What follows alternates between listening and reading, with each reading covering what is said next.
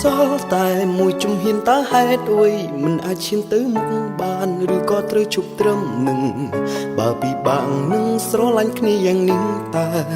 នឹងអាចទៅមុខរួចទៀតទេ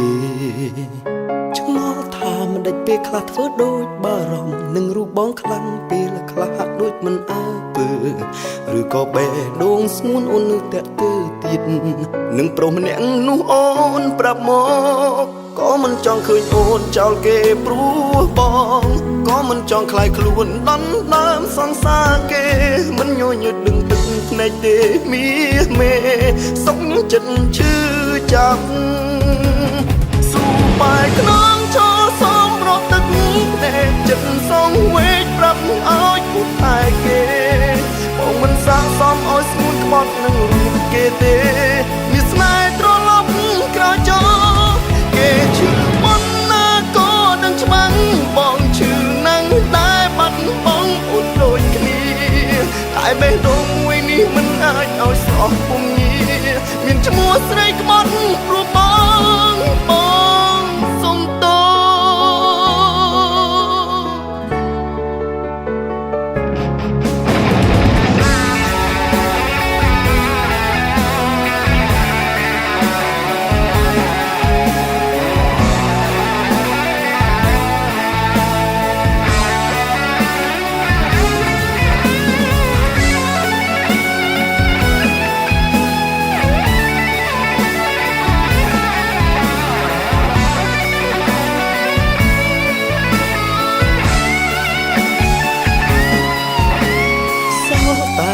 ជំហានតើហេតុអ្វីមិនអាចឈានទៅមុខបានឬក៏ត្រូវឈប់ត្រឹមនឹង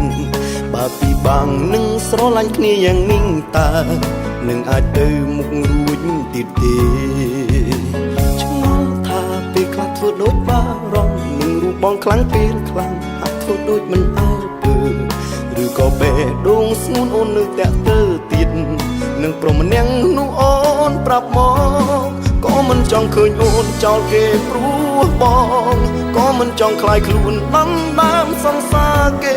មិនញញឹតនឹងទឹកភ្នែកទេមីមេសុំចិត្តឈឺចាប់ស៊ូបាយខ្នងឈរសំរត់ទឹកភ្នែកចិត្តសងវេកប្រាប់ឲ្យពុតតែគេបងមិនសាកសមឲ្យស្ងួនក្បត់នឹងរូបគេទេមានស្នេហ៍ត្រឡប់ក្រោយចោលគេឈឺមុនណាក៏ដឹងច្បាស់បងឈឺណាស់តែបាត់បងអូនដូចគ្នាតែបេះដូងមួយនេះមិនអាចឲ្យស្រស់ពុំងា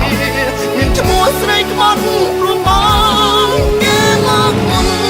បងមកក្រោយដឹងខ្លួនហើយថាបងនាងជ្រែកគ្មាននរណាអាចញញឹមមានតែនាងសំរងទឹកភ្នែកស៊ូបែកក្នុងឈរសំរត់ទឹកភ្នែកចិត្តសងវេកប្រាប់ឲ្យអូនថែគេបងមិនសាកសមឲ្យស្ងួនក្បត់នឹងរូបគេទេមានស្នេហ៍ត្រឡប់ក្រោយចោលគេឈឺមុនណាក៏ដឹងច្បាស់បងឈឺណាស់តែបាត់បងអូនដូចគ្នាតែបេះដូងមួយនេះមិនអាចឲ្យស្រស់ពុំងាមានឈ្មោះស្រីក្បត់ព្រោះបងសុំតោ